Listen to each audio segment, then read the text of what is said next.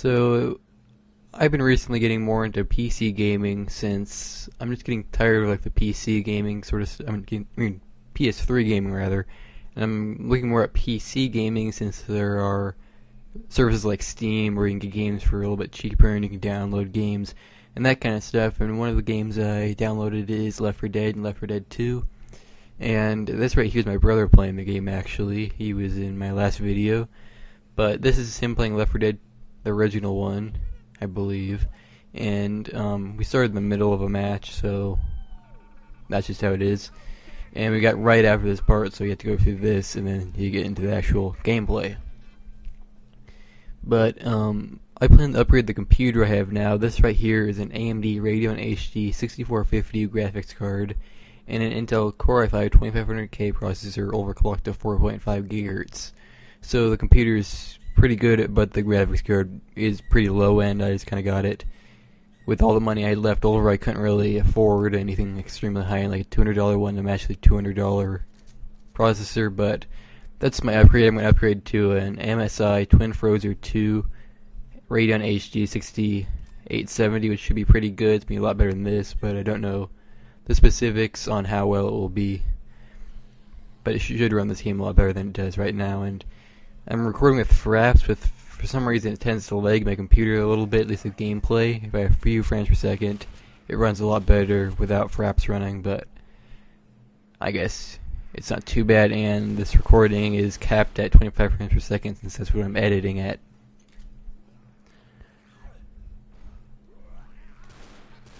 But another good thing about PC gaming is you can just have all your games on one place. You don't have to have like a whole collection of CDs. You can just have them all in your Steam library on like a spare hard drive, and you can just play all of them anytime you want. And a lot of times older games will also run on the PC.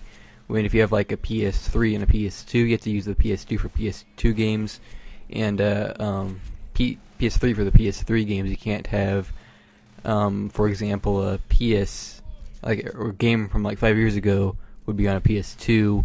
You can only have those games on the PS3, but if you have PC games from 5 years ago are still PC games, so you can still play them. Like this game here isn't very old and it isn't very new either, and it still runs fine on a PC. It's just operating system support and that kind of stuff. Looks like it paused there, at least the recording. But you can hear the audio, I think. It might just be what I'm playing back, but this is a game. It's kind of fun, it's kind of not. I personally prefer more first-person shooters that are more combat sort of oriented, not this sort of zombie stuff, but my brother likes these sort of games, and they're fun from time to time.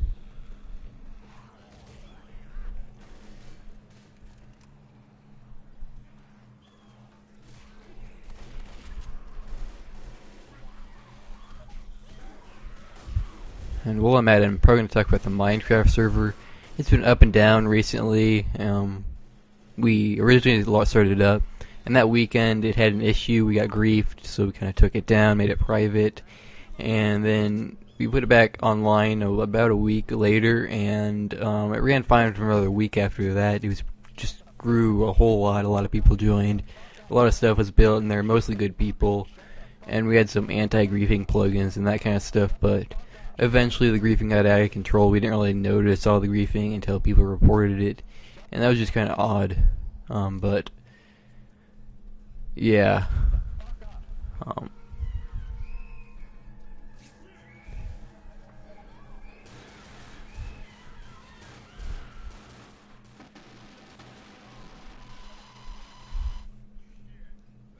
We might have the Minecraft server online again in the future, but we aren't really sure. Right now we're just playing with certain people, and if you want to get on, maybe you could enter your username below in the comments, and maybe we could allow you on for a certain amount of time, but this isn't going to probably be a public server anytime soon, since it costs money to run a public server, and you have to be on a lot to moderate and that kind of stuff if you have a public server.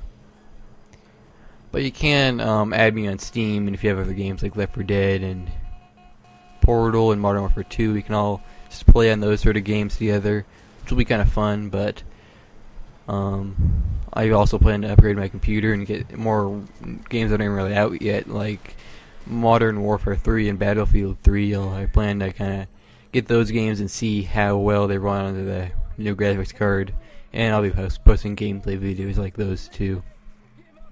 But for now, I'll be just publishing gameplay videos of the Radeon HD 6450, which can't run games extremely well, but it does run games for $50. It's certainly a pretty good graphics card, especially if you have an older one that can't really do a whole lot. This is a great, really cheap upgrade. And you can probably also get ones in Crossfire, which will be kind of interesting. I don't know how well that will be, but in most cases, the one graphics card is better than two graphics cards if it's a better graphics card, but it could have some benefits in certain games, but I'm not exactly sure.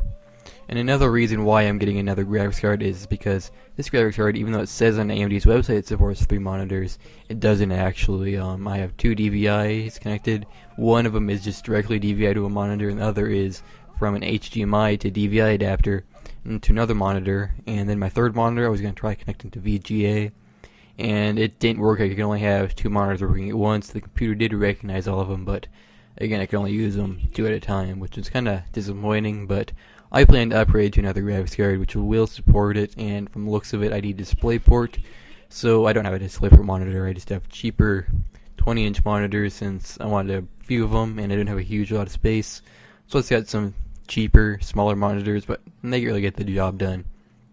And I'm getting a mini DisplayPort to DVI adapter to connect to a third monitor on the new system, since I read that the Radeon HD 6870 supports 3 monitors or more if you have a DisplayPort, and to do that I'll have 2 DVI monitors connected directly through using DVI, and then the third monitor will be using mini DisplayPort to DVI, which will be interesting. Hopefully it'll work, and I'm really expecting it to work, but it's kind of odd. I would rather have it just using directly to HDMI to one of the monitors than 2 DVIs, but I guess the adapter is not too much money. It's like $20, which is more than the HDMI to DVI adapter was, but not too bad.